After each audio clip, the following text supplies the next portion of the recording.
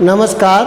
हम आपको plasma academy, science academy में आपको एग्रीकल्चर के सोरगम, सूडान ग्रेन के बारे में समझाने का भरसक प्रयत्न करते हैं। यदि कोई त्रुटि रह जाती है तो कृपया करके उन्हें पुनः प्लाज्मा स्कूल के लिए बताएं, जिससे हम आपकी समस्या का सॉल्व कर सकें।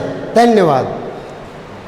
जवाब: सोरगम यह मुख्यतः दो प्रकार से हमको उपयोग में ली जाती है। एक दाने के लिए, पशुओं को हरे चारे के लिए, और इसका वानस्पतिक नाम है सोरगम बाइकलर एल।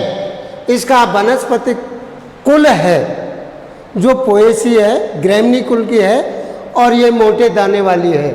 महत्व इसका पशुओं के लिए हरे चारे के रूप में खिलाने से, जिससे हमारे पशु अधिक मात्रा में दूध दे सके, और हरा चारा खिलाते हैं। वह दाने के लिए, बोने के लिए इसमें अधिकतम मात्रा कार्बोहाइड्रेट की पाई जाती है, और इस हरी पत्तियों के मध्य में एक घिग्रेन नाम का जो है एसिड पाया जाता है। जो छोटी पत्तियां होती हैं तो उसमें जब पशु, यदि आवारा पशु या हमारे पालतू पशु उन पर चढ़ने जाते हैं तो उसमें एक HCN, हाइड्रोसायनिक एसिड, ये जो है उन पत्तियों के मध्य में पाया जाता है, और इसको खाने से पशु की मृत्यु हो जाती है या चक्कर खाके वो गिर जाता है। तो छोटी अवस्था में इस चारे को नहीं खिलाते हैं। यह जो है ध्यान विशेष रूप से रखने योग्य होती है। इसकी उत्पत्ति, जो मूल उद्भव है, वो एशिया, अफ्रीका व भारत जो है मूल स्थान है, और राजस्थान के अंदर कोटा, झालावाड़, अजमेर, बारा, इन अधिकतर जिलों में इसका उत्पादन किया जाता है। जहाँ ऐसा क्षेत्र जो इनइरिगेटेड हो और एक ही फसल ली जाती हो, उस क्षेत्र में इसकी पैदावार ली जाती है। जलवायु, यह आर्द्र जलवायु का ही जो है फसल है, और इसकी 30 से 35 डिग्री के टेम्परेचर उपयुक्त तापक्रम होने पर जो है इसका जर्मिनेशन अच्छा होता है, और ये फसल के लिए उपयोगी होता है। भूमि व भूमि की तैयारी,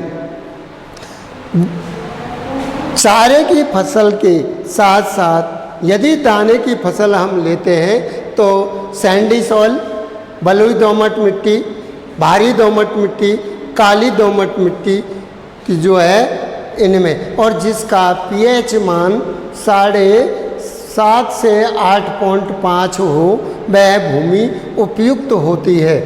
एक जुताई मेस्टन हल या मिट्टी पलटने वाला हल से 20 से 25 मेट्रिक टन गोबर की सड़ी हुई खाद मिला करके, और उसको जो है भूमि में समतल पाटा लगा करके समतल कर लेना चाहिए।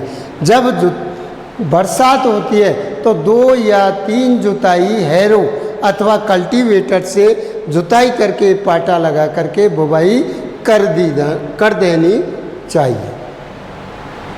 ये हो गई कंप्लीट। बीज की मात्रा, seed rate and seed treatment, बीज उपचारित आपको करके ही जो है बोना चाहिए। तो 1 हेक्टेयर भूमि में आपको बीज के लिए, दाना की फसल के लिए 9 से 10 kg जो है आपको बुवाई कर, प्रति हेक्टेयर बुवाई करनी चाहिए। हरे चारे के लिए, जो कटाई के लिए पशुओं के लिए, वो 35 से 40 kg जो है बीज को प्रति हेक्टेयर के हिसाब से बुवाई करनी चाहिए। और उपचार, बीज को उपचार के लिए थायरम सिर्फ 75% WP व बाविस्टीन से 2 ग्राम प्रति किलो के हिसाब से बीज को उपचारित करके बुवाई करनी चाहिए। उन्नत किस्में ज्वार की फसल के जो संकर किस्में हैं वो CHS5, CHS11 ये जो है मुख्य किस्म होती हैं जो भुट्टा के लिए आपको दाना प्राप्त करने के लिए बोई जाती है। तथा हरे चारे के लिए MP चरी, पूसा चरी की बुवाई करनी चाहिए, जिससे हमें अधिकतर हरा चारा प्राप्त होता है। बुवाई का समय एवं विधि: जून के अंतिम सप्ताह जब बरसात का शुरू होता है और जून का अंतिम पखवाड़ा व जुलाई के प्रथम पखवाड़े के अंदर जो है जब बरसात हो जाती है तो आपको ज्वार की फसल की बुवाई करनी चाहिए। बुवाई में विधि आपको ब्रॉडकास्टिंग, छिटकमा विधि व लाइन से लाइन की जो है आप बुवाई कर सकते हैं। तो छिटकमा विधि में ये जो है आपको बुवाई करने के लिए अनियंत्रित होता है, इसमें बीज की मात्रा अधिक जाती है, जबकि लाइन से लाइन की दूरी में 35 से 40 सेंटीमीटर जो है L/L और P/P 10 से 12 सेमी P प्लांट टू प्लांट पौधे से पौधे की दूरी रखी जाती है। व बीज की गहराई 3 से 5 सेमी जो है बीज की गहराई से बुवाई करते हैं। सिंचाई: वैसे तो बरसात की खरीफ की फसल होने के कारण अर्थात बरसात की फसल पर निर्भर वर्षा होने पर ही निर्भर करती है। यह खरीफ की फसल है, ये खरीफ के लिए सिंचाई की आवश्यकता नहीं पड़ती है, परंतु जब पशुओं को हरे चारे में हम इनकी बुवाई करते हैं तो 7 से 10 दिन के अंतराल पर सिंचाई करते रहते हैं और हम पशुओं के लिए हरा चारा प्राप्त करते हैं।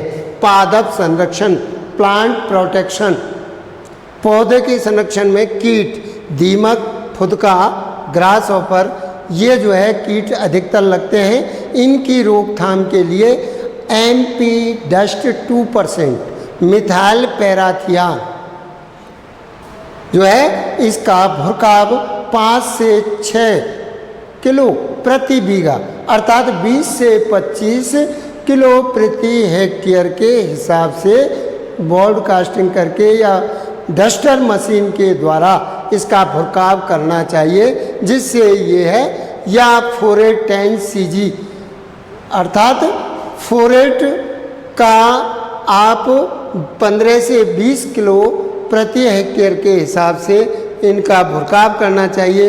व क्लोरोपाइरीफॉस इस दवा का स्प्रे करके इनकी रोकथाम की जाती है। इनमें रोग, अंगमारी रोग अधिकतर लगता है जो बीज के साथ ही आता है।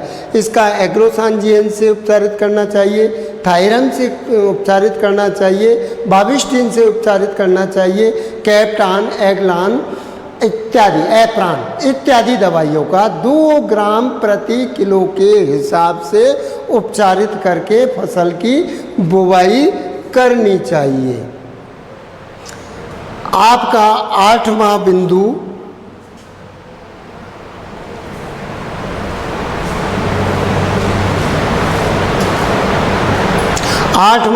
है जो है आपके फसल की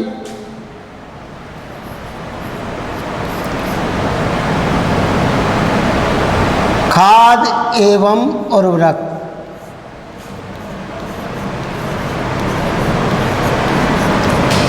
ज्वार की फसल के लिए वैसे तो खाद की अधिकतर आवश्यकता नहीं होती है, परंतु 20 से 25 MT मेट्रिक टन 20 से 25 MT मेट्रिक टन गोबर की सड़ी हुई खाद प्रति हेक्टेयर जो है डालते हैं और उर्वरक 80 से 100 kg नाइट्रोजन की आवश्यकता होती है, जिसमें आधी मात्रा आपको जुताई के समय दे दी जाती है और 40 से 50 kg सुपर फास्फोरस प्रति हेक्टेयर की आवश्यकता होती है। यह संपूर्ण फास्फोरस जो P2O5 होता है वो संपूर्ण जो है खाद को ज़मीन में मिला दिया जाता है जुताई के समय।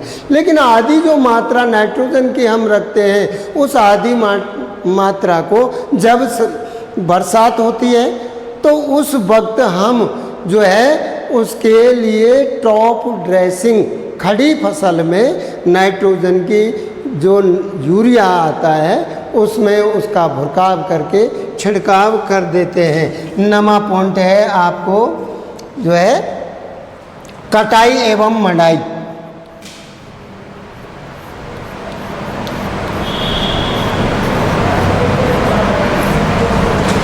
फसल की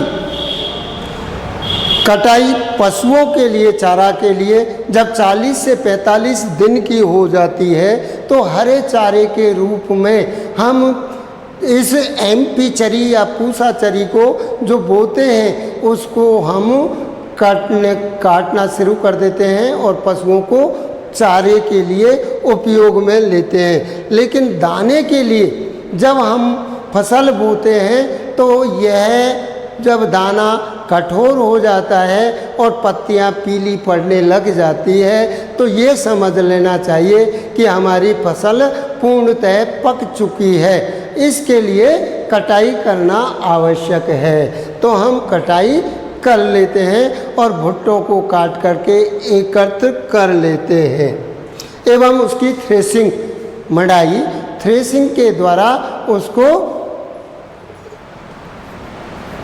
निकाल लेते हैं। उपज दाना की जो फसल होती है वो संकर किस्म की पैदावार आपको 80 से 100 क्विंटल प्रति हेक्टेयर आपको दाना प्राप्त होता है। हरा चारा 300 से 400 कुंटल प्रति हेक्टेयर आपको हरा चारा होता है। कड़वी आपको 200 से 250 कुंटल प्रति हेक्टेयर कड़वी प्राप्त होती है। धन्यवाद। यह आपका ज्वार की फसल के बारे में पूर्ण रूपेण अवगत